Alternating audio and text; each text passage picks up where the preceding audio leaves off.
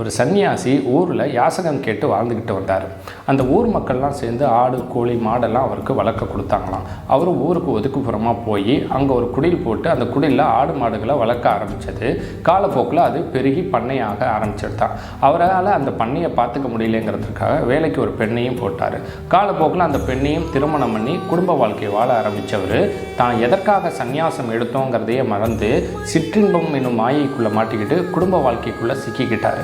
நம்மளும் அது போல தான். நம்ம எதற்காக பிறந்தோம், வாழ்கிறோம், இறக்குறோங்கிறது தெரியாமல் பிறந்து வாழ்ந்து தன் இலக்கை மறந்து சிற்றின்பம் என்னும் மாயைக்குள்ளே மாட்டிக்கிட்டு இருக்கோம்.